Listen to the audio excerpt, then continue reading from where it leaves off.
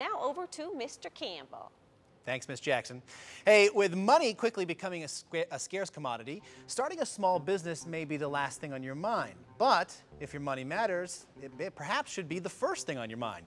Here to tell us why starting a business in these hard economic times is a good idea and how to do it is Dr. Jade Montgomery. Good morning. Good morning, man. So how you doing? Now this is an interesting concept that we have here that, you know, in an economic downturn, some people would think maybe you tighten up, but you're saying this is actually a good time right now to go out and start a business. Why is that? That's correct. With the economy shifting as it is, people are finding a need to reinvent themselves. Okay. And due to the cost of living or the COLA allowance, we're needing to subsidize that income by creating streams of income ourselves. Right. So as entrepreneurs, it's really a great time to shift, if you may, into another stream of income and recreate yourself. Nothing wrong with recreating yourself. No, not at all. Now, what are some of the first things you should do? If you're thinking about starting a small business, where do you even begin? You begin first by, Sunbiz is a great way. Sunbiz, you want to go and you want to register the business name. Okay. You want to find out the legal corporation or structures that you're wanting to start the business. Whether it's a partnership. Exactly, or, right. limited liability, sole partnership. You want to make sure that you're covered legally. Okay. And finding the right structure. Thirdly, you're wanting to have a sound business plan, of course. Right. Make sure that the product that you have is going to be able to roll out.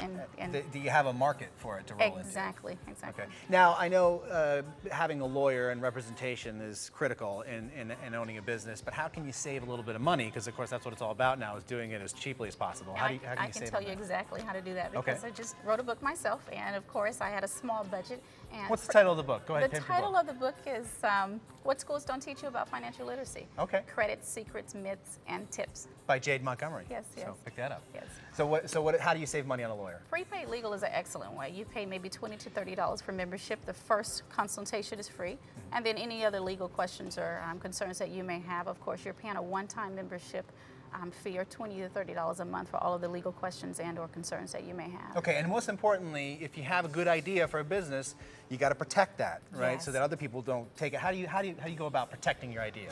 You have patent attorneys, of course, and they're going to cover your copyrights, your patent, and your intellectual properties. And for instance, I just sent another copy of another book that I'm working on to an editor on yesterday, and what I did was send a non-disclosure form. Non-disclosure form and also confidentiality agreements are very important to protect the information. Wonderful. I hope someday to have some intellectual property. I've never had any of that. But if you have any money-saving tips, of course, you can send them to us at moneymatters@dailybuzz.tv.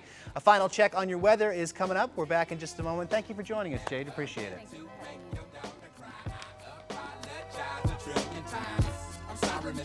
you.